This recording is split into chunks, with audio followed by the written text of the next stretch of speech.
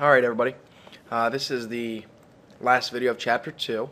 So again, probably planning on a formative either Thursday of this week or Monday of next. I'll let you know tomorrow on that.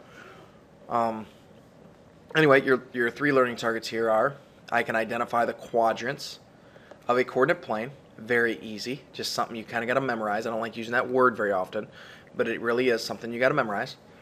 Plot and identify ordered pairs on a coordinate plane. So we're taking a point and then we're going to plot it, or have to identify the coordinate from the... Alright, sorry about that. Had a couple students in my room. Alright, so anyway, I think I left it off right here. Reflect ordered pairs across the x and y axis, and then identify the quadrants of the coordinate plane. It's kind of on there twice. That's just the same as that one.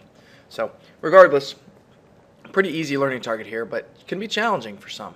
So let's look through this. So the coordinate plane, this is the coordinate plane, okay? It's basically it is two vertical number lines, an x axis it's called, and a y axis, and they're intersecting, okay? It's just a horizontal number line right there and a vertical number line. That's all it is. And they cross over both at 0 on the vertical and the horizontal. So that's all it is. Okay? Now, this is broken up into quadrants. Okay, this one here is quadrant 1, which usually it's shown with Roman numerals like this. Okay, now if you're not comfortable with Roman numerals, I don't care. You can just write just the number 1, but that's quadrant 1.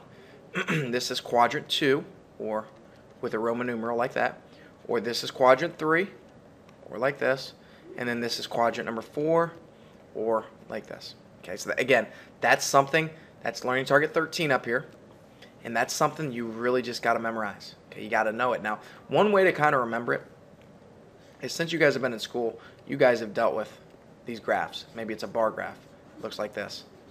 Okay, or maybe it's a line graph showing change over time, showing how much you've grown over 7 months or something, where your time is down here and then your height is here. Okay, that's all line graph. Now, what I'm trying to show you is this right here. All you've ever done, whether you're doing a line graph or you're doing a bar graph, okay, something like this, what you're actually doing is you're actually plotting right here. Okay, that's why we call that quadrant number 1. Okay, it's where both the x values, when I say x values, that means numbers on the x-axis or the horizontal are positive. That's x values are positive, are right here, and also the y values or the vertical number line positives are here. So every graph you've ever done is actually just here. It's showing something like this. Okay? Every graph you've done up to this point, bar graphs, line graphs, stuff like that, that's where it is. We just don't put the rest of it on here, but this can easily be extended to go negative both ways. Okay? So that's all coordinate plane is. You just got to remember that quadrant 1 is where all the positives are happening, and then it just kind of goes that way when you're counting. Okay? So, I got all this marks all over here. I can't even see what I'm looking at. All right. Now, down here, you're supposed to write them down here, what the actual ordered pair is. I'm going to do it kind of up here too, just so that so I can zoom in and you guys can kind of see it. Okay. Now, when you're writing ordered pairs, you've got to remember we always put the ordered pair in parentheses like this. Okay, and it always goes the x value, and then it goes the y. It always goes in that order, which is fairly easy to remember because x comes before y in the alphabet, so that shouldn't be a difficult thing to remember. Okay, the x value always comes first. Now remember, this is the x, this is the y. That was a cool x. Okay, that's the x. The horizontal is the x, the vertical is the y. Okay, again, both intersecting at 0. Okay, so when you're identifying what the coordinate is or what the point is, you guys all remember learning this in elementary. You probably learned something about Superman, how he runs before he flies. Sure, everybody's nodding their head yes because you probably heard it. Okay? Superman runs before he flies. So that means you always go right and left is always your first number, however many you go. Okay? Whether it be 3 to the right or 3 to the left, that number always goes there. 3 to the left would be -3, 3 to the right would be +3. And then, once Superman gets his running start, then he starts flying. Then we go up and down. Another example I like to use for this is I think about a hospital. Okay? And I always use this hospital one more than I do the Superman one. And I think the reason why is because this one really made sense to me, so maybe it will to you. So let's say these are the entrance doors to the hospital. Okay? So when you go to the hospital, you have to walk into the hospital and you have to go either to the right or the left usually, however many steps or however many feet, whatever. Just think of them as steps. So if I'm coming into a hospital, I go right or left first to go to the elevator. I got to go to the elevator. Then once I get to the elevator, now I'm ready to go up or down. Okay, that's another way to remember it. You walk to the elevator, then you go up or down in the elevator. Okay? So, getting back to this now. I'm going to first just I'm going to skip what the directions say here for just a second, and I'm just going to make a point up. So I'm going to say 3, 5. There's my coordinate. Okay, that's my points. Okay? Now, remember, this is my x value, this is my y. Now, the key is everything starts from right here. By the way, we need to write this. That spot right there has a name, and you need to know this. It'll be on review sheets, it'll be on the test, it'll be everywhere. This is called the origin. Write that. The origin is the point 0, 0. It's just where your number lines intersect. So it's 0 to the right or left, and it's 0 up and down. Pretty easy to see there. Okay? So everything starts right there from the origin. Okay, everything. So we look here and we say, okay, my x value, or my left or right value, think of it however you want, I need to go to 3. So if I'm here, and remember, Superman runs before he flies, or I have to walk to the elevator first, okay, we have to go over to 3. So right there. Now you don't have to put a point there. Don't put a point there. I'm just trying to show you. So you go over to 3 first. That's where because remember, if there's no plus or there's no negative, it's positive. Okay, now if it was a negative there, that would be over here then. But there's no negative. So we run over to we go 3 steps to the right to get to the elevator. Now we're going to go up 5 floors. 5 floors. So then we go 1 floor, 2 floors, 3 floors, 4 floors, and there's my 5th floor. So this would be the point 3, 5 right there, because I went over to +3 and up to 5. Superman runs, then he flies. Okay? Or, as I like to say, I go 3 steps to the elevator, then I go up to the 5th floor. Okay? I kind of like that elevator thing. Maybe you guys don't. Use it however you want, however to help you remember. But remember, we always go left or right first. Okay? So, now let's do the actual what the instructions say. It wants us to figure out A, B, C, and D, the points. Okay? So here's point A, first of all. So remember, everything starts right here at the origin. So, we use my hospital example. Okay? How many steps did I have to take to the right to get to the elevator in this hospital? Hopefully you're all saying 2 steps because 1, 2. So I take 2 steps, +2 because it's to the right. Now, how many floors did I need to go up to? 3. Okay? So your coordinate there, or your point, is 2, 3. Okay? Now let's go to B. This is where maybe it'll challenge you a bit. Okay? Now I'm not taking steps to the right, I'm actually taking steps to the left. So I'm taking 2 steps to the left. There we go. And then how many floors am I going up? 3. So my point here would be -2 because I went to -2. I went to the left first. Okay? And then I went up to the 3rd floor. So that would be -2, 3. Okay, let's do C now. Okay, again, I went to -2, but now I'm going down 3 floors. So this is going to be left -2, down to -3. So your point is -2, -3. And then finally, letter D, we start from here. We went over 2 steps, and then we went down to -3. So this one would be +2, -3. So it's not hard, I don't think. I think you guys all are probably saying, okay, it's coming back to me because you've already done this, but maybe it just needs refreshed in your minds. Okay, so those are the points. Now, we're going to talk about reflections because that was learning target number 15. Reflect. It was on the review sheet last week also. What points are reflected? Well, we got to look here and we can say, okay, if B were reflected over the y-axis, if it was reflected from right here, this is the reflection point. So this is like the edge of the water when you're standing by the water. How many units am I away? I'm 2 away. Even though that's -2, I'm still just 2 boxes away, right? So if I'm reflecting here, how many boxes away am I going to be on this side? 2, right? So those would be reflections. A and B would be reflections of each other. Okay. What else would be reflections of each other? Well, what about A and D? You see, it is 1, 2, 3 above the x-axis. Notice now the x is the reflection. And if it's 3 above it, then it must now be 3 below it, which it is. So A and D are reflections. Okay.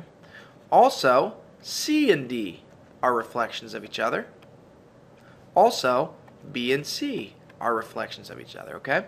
So that's kind of what a reflection is. We're going to do more practice if that's still a little confusing, but go ahead and go to the next page. Okay, it wants the coordinates for all these. So I'll do a few and then I'll have you guys pause and do a couple. So let's do letter P first, point P.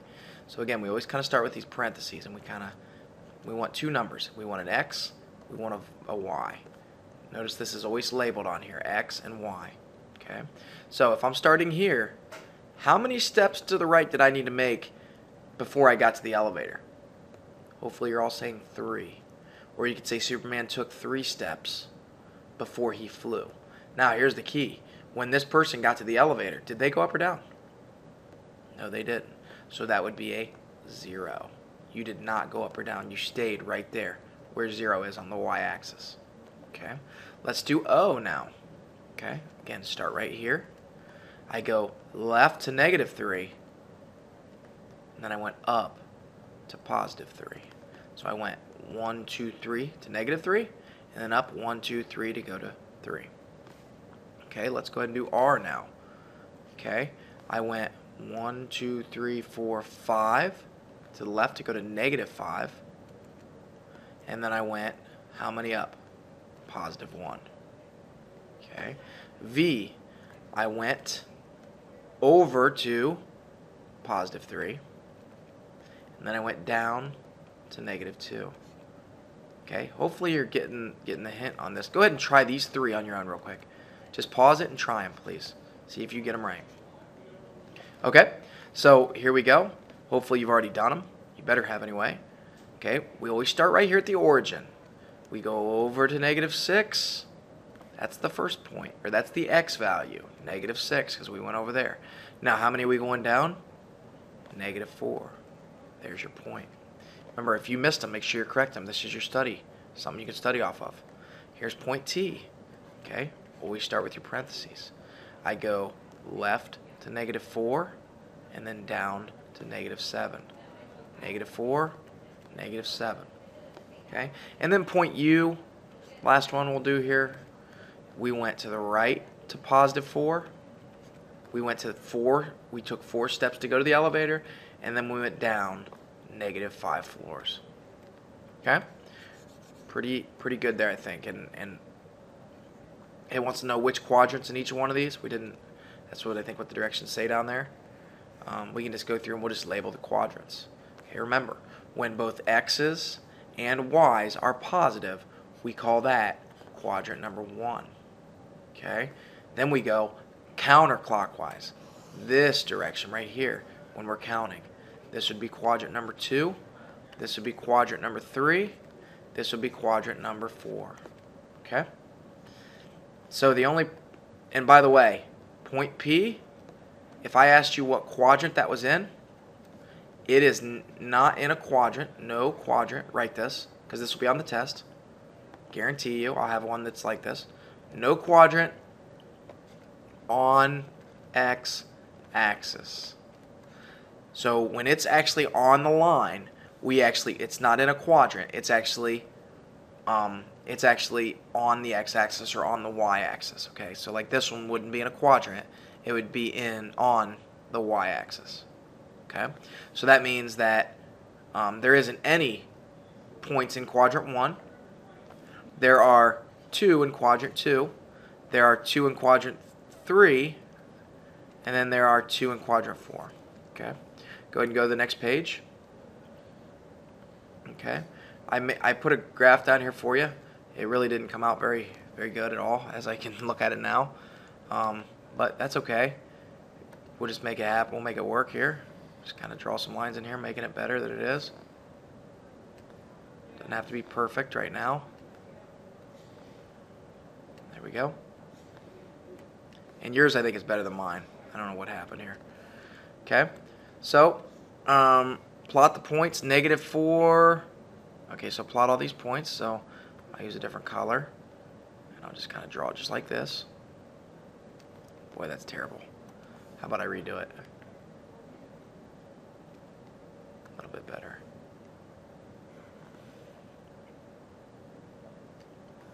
And my Y right there. Okay, and then we always got to label. Always label it, your X and your Y. Okay, always do that. Then you know that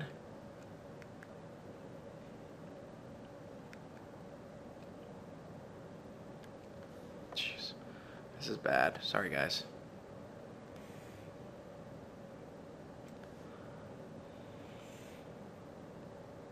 Okay, I think we're finally good there.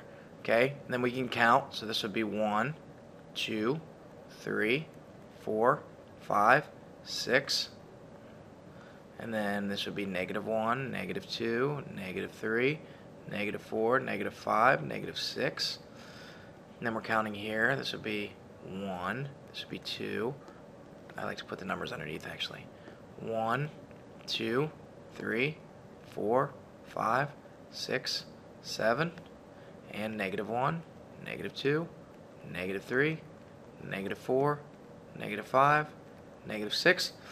Okay, now we're all ready to roll. So let's go ahead and plot them. So -4, 3. Let's start there.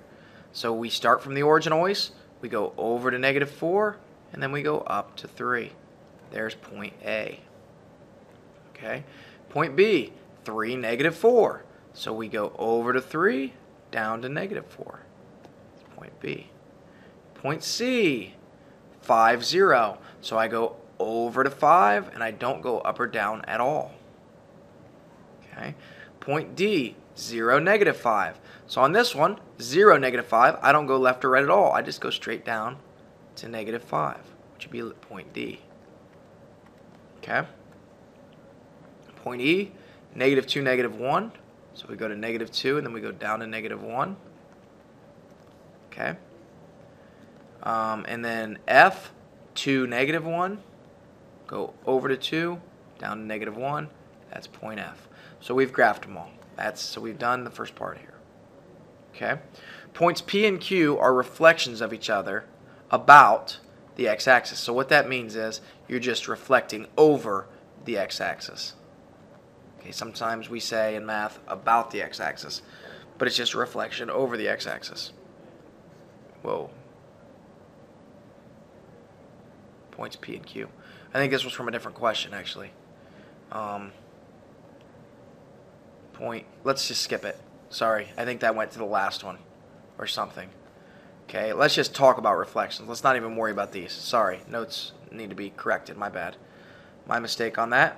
Let's just talk about reflections here. Okay, let's say that A is being reflected over the y-axis. Okay?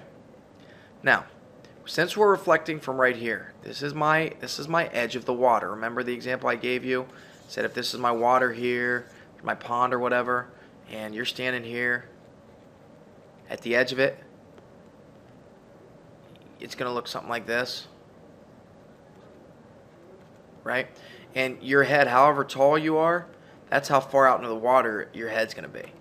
Okay, that's what a reflection. And this spot right where your feet is, the edge of the water right there, that's your reflection. So you're reflecting over the edge of the water. Okay, well, that's kind of the same thing here. It's not kind of the same thing. It is exactly the same thing. This is where you're reflecting.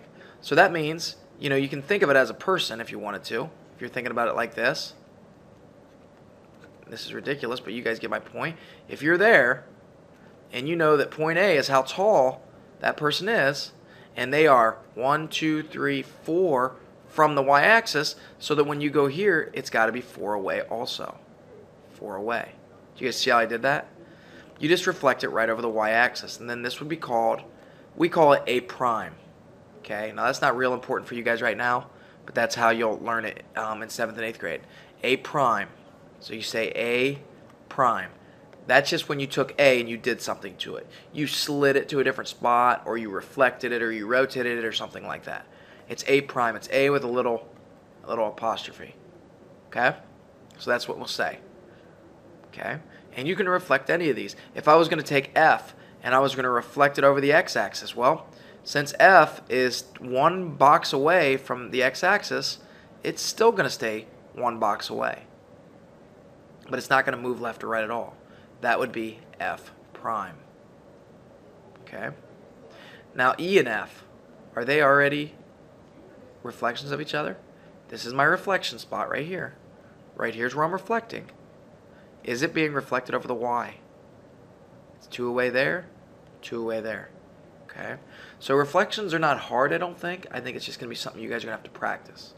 So with that said, I think we've done enough here with this. There's some more here. I'm just gonna skip that for now. You can do this if you want the practice. You may. I'm totally cool with that if you want to. But I think we've done enough, and I think we'll be able to practice in class then. All right? I'll see you guys tomorrow.